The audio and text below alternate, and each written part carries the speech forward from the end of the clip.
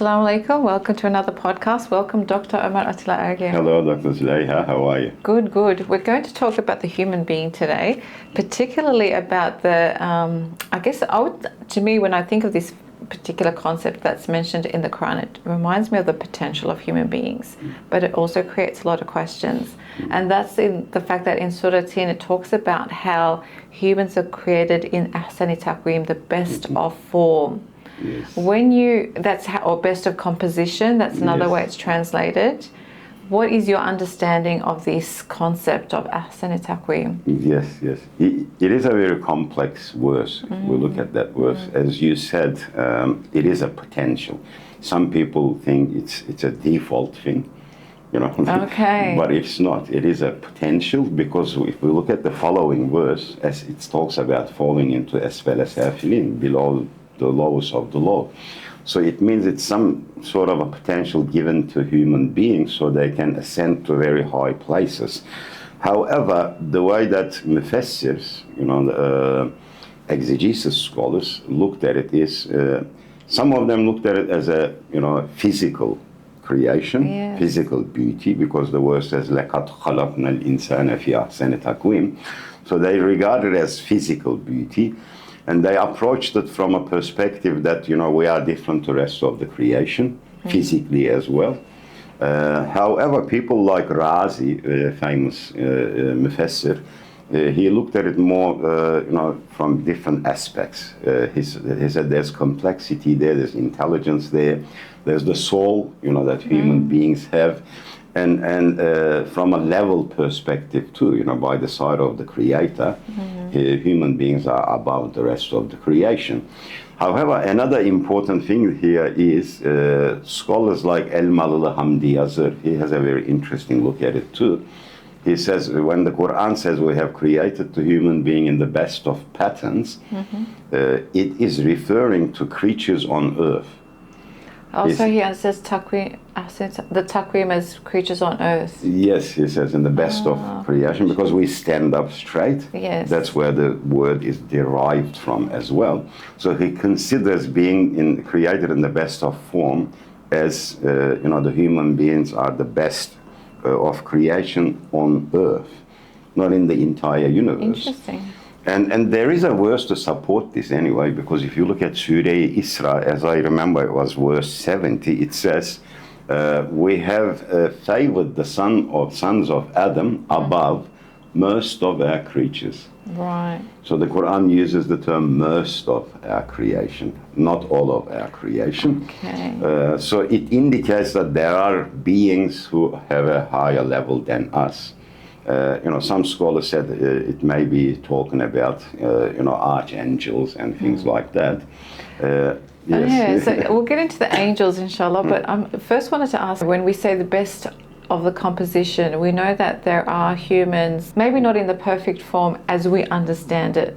And that is a perspective, I suppose, as well. What is considered a perfect form we need to think about. But you do have some people who and maybe missing certain qualities, let's say, or attributes, or physical even things, It could be physical, it could be psychological even. Yes. So how do we reconcile that?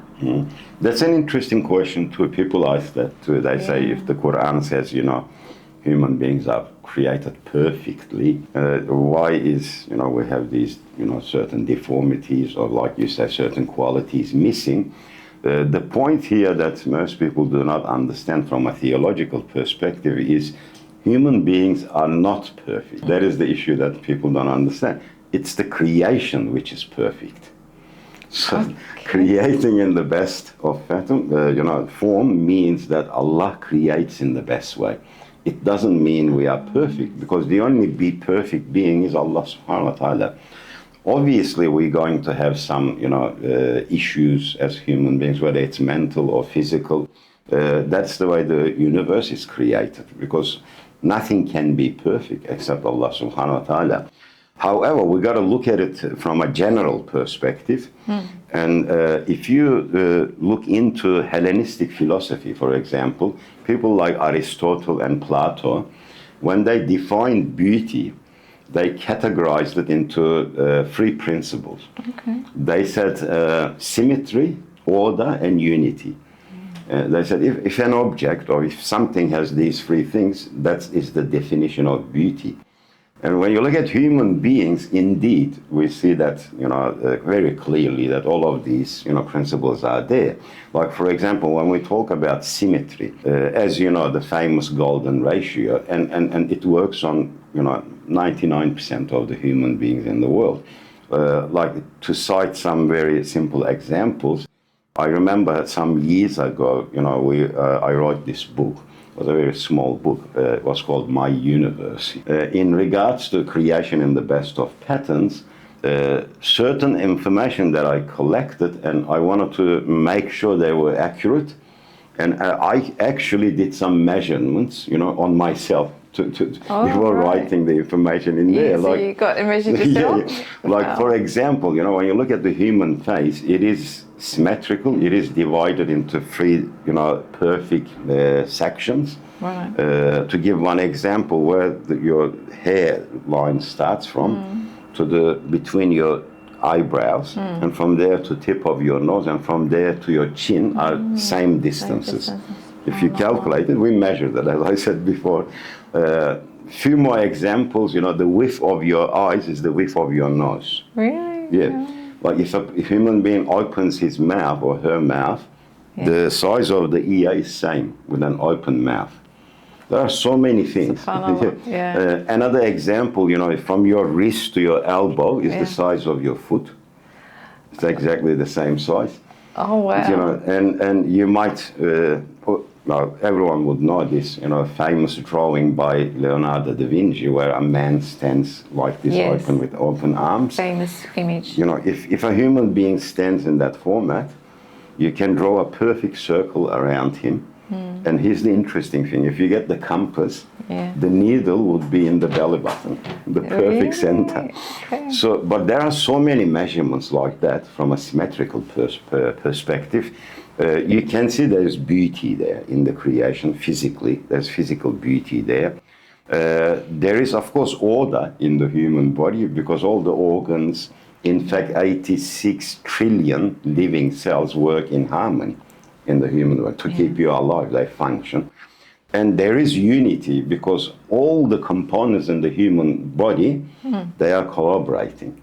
True. They're not working by themselves or functioning randomly. They're working towards serving a common purpose. Common purpose, that's it. Yes. And we can see all these things. And then we come to the conclusion that, yes, there's symmetry, there's order, there's unity in the human body. And that looks at the worst very clearly. We are created in the best of form, patterns or, composition, like you said. But it doesn't mean, we are perfect. Perfect is a different word. The Quran doesn't use that. So if someone's, like we talked about symmetry, someone's missing an arm, let's say, how do we understand that in the context of what we're talking about? Yeah, well, the symmetry is broken there, isn't it? But we have to look at the underlying reasons for that. Okay. So there could be a birth defect where something happened to the baby while in the mother's womb. It could be due to an accident. So there must be some reason behind it. When we talk about perfection, I remember somebody once argued with me, it was a disbeliever. He said, if human beings were created so perfectly, why do we have a blind spot in our eyes? Every human being have a blind spot, where the optic nerve is connected. And they say, we shouldn't have that then if God created us perfectly. I say to them, look, if you get a $200,000 sports car and the mirrors, you'll have a blind spot as well. It doesn't mean that car was not designed. It doesn't mean it's a product of randomness, But in the human, eye, it's very interesting too, where the blind spot that we have, it is actually covered by the brain.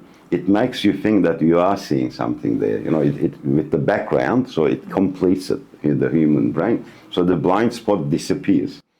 And these days, as you know, with the new cars, they have that detection as well. The light comes on if a car comes for safety reasons. So, when we look at our design, our beautiful design, we can see it's a beautiful design. We cannot bring arguments like, oh, there's an issue here or there's an issue, so it's not a perfect design.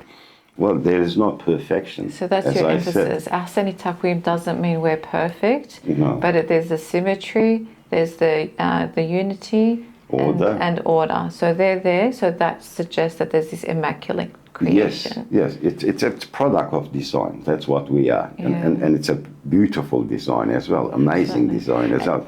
And so those exceptions, like someone's missing an arm, they're an exception because the norm is that you've got two arms and you've got all these measurements, so you can't focus on the exception and say there's a reason behind those. And there is a philosophical principle as well. Exceptions does not break the rule.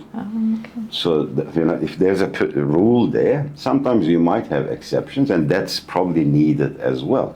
God could have created human beings exactly the same. Everyone exactly the same. What kind of a world would that be? It would be very boring. If people start arguing, some people are short, some people are tall, some people are ill, some people are healthy, all of you go into these type of arguments, then if God created everyone equally, same height, same looks, same wealth, same health, the world would be unlivable. It would be monotonous. No one would want to live in a world like that. So two things come to my mind. One is, I guess it's like with the car. If you've got 1,000 cars that are immaculate, they're not perfect but they're immaculate, and one is dysfunctional. It doesn't mean that, again, it's an exception. Yes. But the other thing I was thinking is like even what's considered immaculate. I suppose for someone who hasn't got that symmetry, that might be what's good for them. I guess, how do we bring that in? We don't want them to feel like they're dysfunctional. Like if only one eye, I can only see with one eye, you wouldn't want to believe that you're dysfunctional, if that makes sense. How do we reconcile that? Of course not, because that's the way, we can say God created them, but however, are they any less than other human beings? No, of course not. They could be even better, depends on their, character, depends on their ahlak, adab, intellect, because as I said at the beginning, Fahrettin Razi does not squeeze the meaning of this verse into just a physical appearance. He includes, intellect there, he includes spirituality there, he includes, good manners there, everything. So a person maybe physically, have some issues, but could be much higher level than a physically normal person. So we can't make that analysis where we say, oh, this is imperfect. No. But as I said, it is not really perfection, because the verse says best of creation. It doesn't say perfect. Human beings are perfect creation. No, it says best of creation. It means you're better than others, the rest. Meaning, if we take Hamdi Yazır's, explanation, we would have to say we are better than all the rest of the biological creation on earth. Wow, very insightful. Thank you for sharing that, that information, and alhamdulillah for being born as a human, I guess. Yes, we should say that. Alhamdulillah. And see you next time, inshallah. Yeah, thank you. Thank you. Thanks for listening. Assalamu alaikum.